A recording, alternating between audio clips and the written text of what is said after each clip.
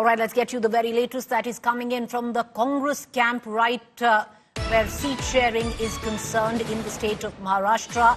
Congress top brass huddle right ahead of polls. Congress poll body meet in the national capital. Rahul Gandhi, Sonia, Gandhi, Khadge were at the poll meet. Talks on Maharashtra, Jharkhand seat sharing held. Listen in, the latest reactions coming.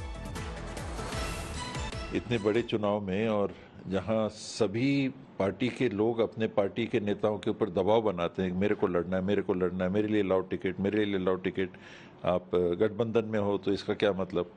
तो नेताओं को अपने इन cadre के, इन कार्यकर्ताओं के ऊपर वो नियंत्रण रख के जिस बड़ी जिम्मेदारी से वो काम करते रहे हैं, लीडर्स, तीनों पार्टी के लीडर्स जिम्मेदारी से काम करते रहे, वो करते रहना होगा, क्योंकि ये देश हित की बात है, समाज हित की बात है, महाराष्ट्र के हित की बात है, और मुझे लगता है कि रास्ता निकल जाएगा। All right, let's cut across to Rahul Gautam, who's been tracking this meet very closely. Rahul, all eyes now practically fixed, especially where the Maharashtra seat sharing arrangement is concerned, because enough bickering, lots of conflict within the Aghadi. You've heard openly the Uddhav Thackeray faction come out of the Congress over seat sharing. Any consensus being built? What's the latest coming in from this meet? Well, Preeti, this is crucial meeting of Congress party is still underway, which is Congress Election Committee, and it is being attended by Congress President Mallikarjun Kharge, Rahul Gandhi, Sonia Gandhi is also present in this meeting. In fact, all the senior leaders of Maharashtra are also attending and deliberating on, we've been informed there are 96 seats that are up for take, which are being discussed at this point of time, and both Shiv Sena and Congress party wants to emerge as the largest party, the biggest party as far as Maha Vikas Aghadi is concerned, because then it would create pressure, on the other partners, when it comes to decide who's going to become the chief minister of that particular state. So that's the, you can say, that's the trait which is being shown by these two important alliance partners. We've been informed that as we speak, the seat sharing is in the last minutes, and in fact some finishing touches are being given. There are 17 seats that include seats from Vidarbha and Mumbai, which have become a bone of contention between Shiv Sena and Congress.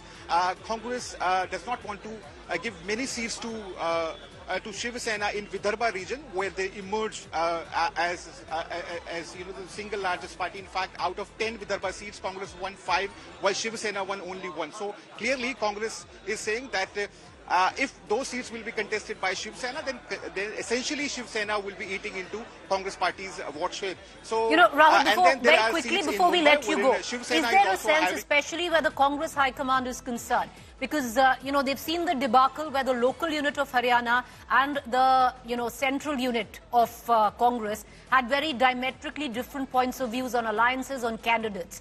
Yet the local unit got the better of the High Command, and the result is there for all to see. Is there a sense after the Haryana humiliation that the Congress might be thinking of maybe being a little more accommodative? What's the train of thought? Well, as far as Congress top leadership is concerned, they are proactive this time around, given the fact that they are appointing observers. A battery of leaders have been appointed as observers. Similarly, Congress is clearly trying to accommodate both Shiv Sena and NCP, provided, the number of seats that they're going to be given to these two, alliance partners are those seats which are they going to win, because they have, Congress leaders are saying that we have seen in Lok Sabha that many seats that were given to Shiv Sena, they essentially lost, and then, they were not able to restrict BJP in the state of Maharashtra. So that's the argument that Congress party is saying, that we have emerged as the single largest party as far as Maha Vikas Aghadi is concerned. Therefore, if you want to contest, seats where Congress party has a say or dominant, then you have to share the feedback, local feedback, surveys, and that's really happening at this point of time. We've been informed that surveys are being exchanged, and the last minute touches that are being given. Tomorrow we are hearing that once the seat sharing concludes, the seat sharing formula will be made public via a press conference, which will be addressed by top Maha Vikas Aghadi leaders concerned. So this time Congress is very wary, and they are trying to accommodate as many you can say apprehensions or or the issues that are being faced by the alliance partners, because they have seen that the big India bloc unity that they always talk about has really not worked in Haryana. So that's why they want to implement this time in Maharashtra, so to make a comeback in the state of Maharashtra. All right, appreciate you joining us. Thank you there, Rahul, getting us up to speed with the latest. That meeting still going on. Trust us to get you the latest filtering out from there. Meanwhile, let's quickly shift focus to the other big news developing. Right ahead of the BRICS summit in Russia, India and China have now agreed on patrolling arrangements along the line of actual control in eastern Ladakh. Now, this may lead to disengagement at the India-China border. The development comes following recent negotiations between officials from both countries. Foreign Secretary Vikram Misri added that Indian and Chinese negotiators have been in contact over the past few weeks to resolve the remaining issues along the border. Relations between the two neighbors have been tense since Galwan Valley clash in 2020, which resulted in the death of 20 Indian soldiers and unspecified number of Chinese soldier deaths. Over the last several weeks, Indian and Chinese diplomatic and military negotiators have been in close contact with each other in a variety of forums. And as a result of these discussions, agreement has been arrived at on patrolling arrangements along the line of actual control in the India-China border areas, leading to disengagement and a resolution of the issues. This is a multilateral event, though of course there is always a provision for bilateral meetings on the sidelines. We are currently looking into the overall program of the Prime Minister's. There are a number of requests for bilateral meetings, and we will update you on the bilaterals as they evolve as soon as feasible. You spoke about patrolling resuming. Now, there were two friction points that existed before the Galwan problem, and these were cases where patrolling was blocked. So when you say that patrolling has resumed, can we assume that these two friction points, the problems there, because both sides were blocking the patrolling, the Chinese did that first, then India did it, those problems have been eliminated? So let me say it again. An agreement has been reached on patrolling arrangements along the line of actual control in the India-China border areas. Thank you all. Thank you.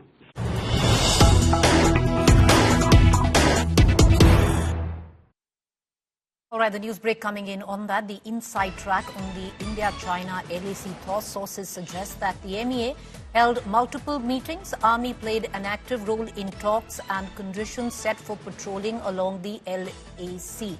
Disengagement headed in a positive direction. Joining me for more on this news break is my colleague Shivani Sharma.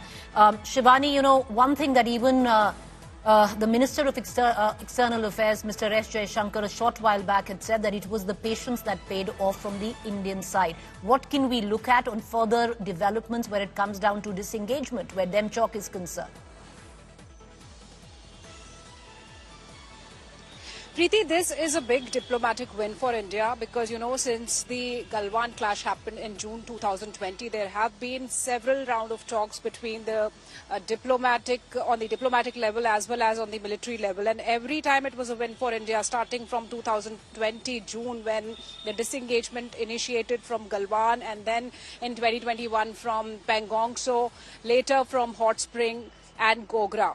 And now what the breakthrough has come is about the resolution on the agreement of India and China on resuming the patrolling rights for both of them along the remaining friction points. And it's very evident, Preeti, when the Foreign Secretary Vikram Misri said that this will be leading to disengagement, that means these 2 points he's referring to is of Depsang Plains and Demchok, where the whole focus have been for disengagement because, you know, these are the points where the maximum tensions prevailed between India and China, especially after the Galwan clash happened in 2020. And now, working on the mechanism of disengagement means that the troop deployment will be cut by both the countries. Patrolling will resume because, India had blocked Chinese soldiers from patrolling on the initial points, and so did the Chinese. So now this will resume, and then the disengagement will happen. So it will happen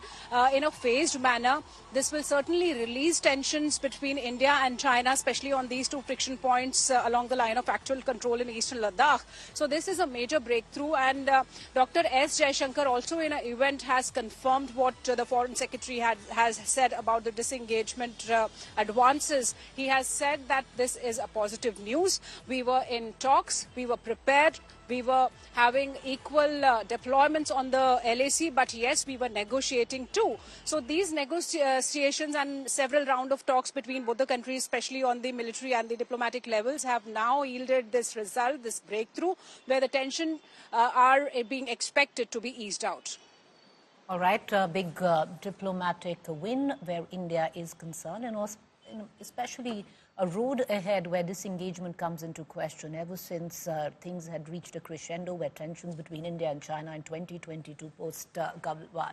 We're going to continue to get our viewers more. Shivani, appreciate you joining us. There's been a big jolt in the BJP Maharashtra. Well, that's what the word is coming in right now. BJP Navi Mumbai veteran son may quit very soon. Denied ticket, BJP Neta Ganesh Nayak to quit. He may, in fact, join the Sharad Pawar NCP. That's the latest that we are getting in. BJP leader Ganesh Nayak has got ticket from Navi Mumbai's Airoli, and his son Sandeep Nayak wanted a ticket from Belapur, which has been given to the sitting candidate of Manda Matre. Sandeep will meet his party workers tomorrow to decide the future course of action, but in all probability, he is looking to join the Sharad Pawar NCP faction. Ganesh Nayak is a veteran in Navi Mumbai and shifted to BJP from NCP. My colleague Mustafa joining us live with the very latest news break. Mustafa, 99 seats announced where the Maha Yuti is concerned, and the BJP already facing some heat on it. Well, yes, Preeti, it's a high-stake battle of Maharashtra as we are getting to see it, and somewhere the BJP must have also expected it, that Ganesh Nayak, who's a veteran politician from the Mumbai area, he has been given a ticket by the BJP in Airoli, but his son, Sandeep Nayak, was also demanding a seat from the neighborhood constituency of Belapur. The sitting MLA, Manda Matre of the BJP, has been given that seat, and Sandeep has clearly seems to have taken a call that he is not sitting quietly this election, and he's made up his mind to contest this election come what may, and hence it seems that Sandeep will soon leave the BJP and join the NCP Sharad Pawar faction. He is in touch with the senior leaders of the Sharad Pawar faction. He is likely to contest Belapur's seat on the symbol of Sharad Pawar faction. So clearly you can say that the BJP has tried to play it safe by giving most of its tickets to the sitting candidates, but at the same point the aspiring candidates are raising their voice or taking whatever options available. This is just for the BJP, because their list has come out. As the list for other parties also come out, there are so many claimants in Maharashtra that there are many people who are likely to leave the official party and even contest as independent if not given a chance. Back to you. All right, Mustafa, appreciate you joining us with the very latest coming in where the BJP is concerned. The Maha Yuti gave out seats where 99 seats were concerned, and upsets already where the BJP is concerned on that front. But on the other side, Maha Vikas Aghadi far from reaching even consensus on seat sharing. Civil Aviation Minister K. Ram Mohan Naidu announced today that the government is planning to amend laws to address the growing number of bomb threats targeting Indian airlines. Now, these include placing the culprits responsible for such threats on a low-fly list. In the past week alone, nearly 125 hoax calls have been made which grounded flights which were taking off from India or landing back home.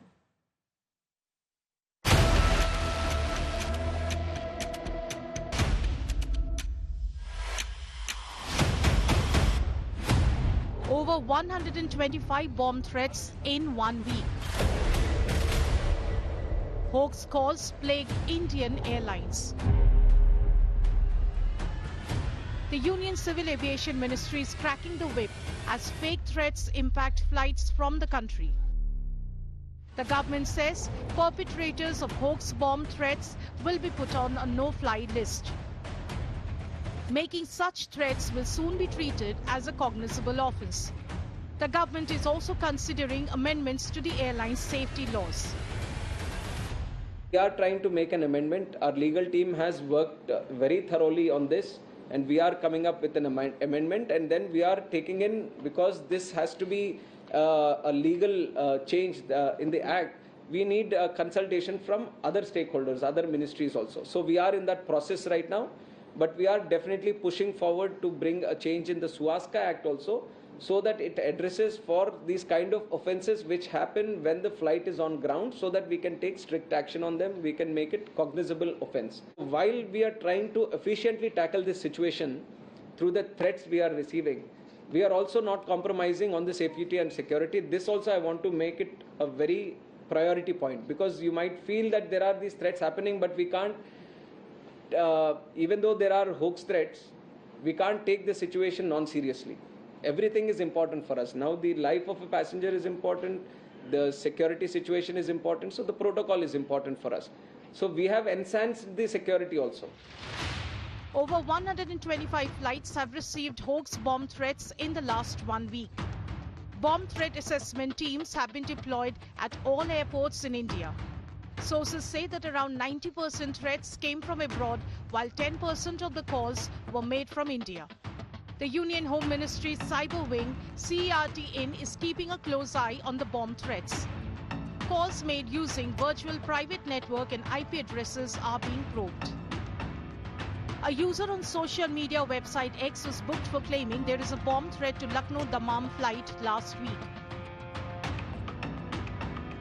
Multiple Indigo flights received bomb threats on Sunday. An account on X claimed that 12 bombers were on 6 Indigo planes that received the bomb threats. Airport authorities are on alert.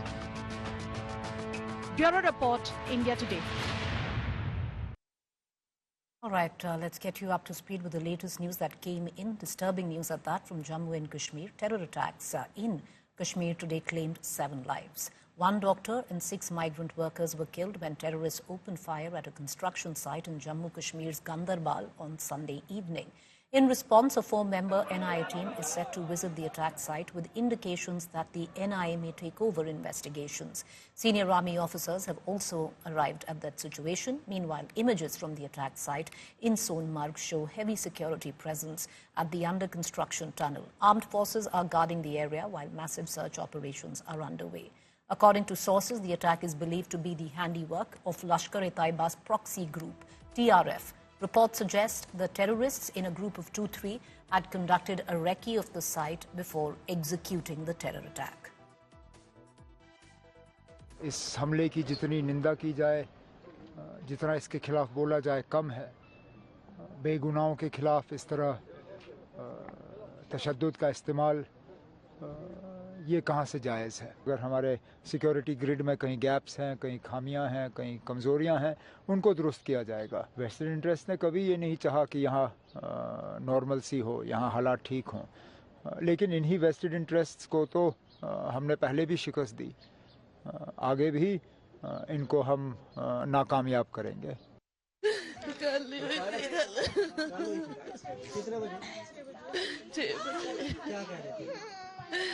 Video call की थी, मंदिर जा रही थी, मैं तैयार होके तो ऐसे ही बस की थी इन्होंने। आपको कितने बजे पता चला?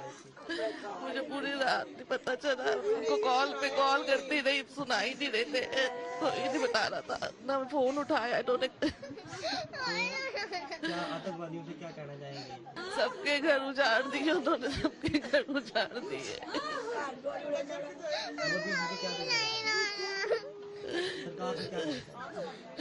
मेरे बच्चे हैं, दो उनकी सेफ्टी के लिए, उनकी सिक्योरिटी के लिए मैं उनसे बोलना चाहूंगी। आपका ये ख्वाब पूरा करूंगा, मैं खून पसीना एक करूंगा, लेकिन आपका ये ख्वाब जाया नहीं होने दूंगा, क्योंकि ये मेरे दादा का ख्वाब था।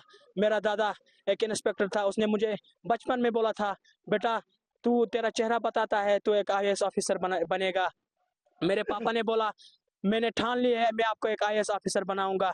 लेकिन कल जब मैंने ये खबर सुनी तो मुझे लगा कि मेरा ये ख्वाब जो है शायद अब पूरा नहीं होगा, क्योंकि अब मैं क्या करूं, अब मैं अपने आप को संभालूं, अपने फैमिली मेंबर्स को संभालूं, मैं भी इन बच्चों जैसा हूं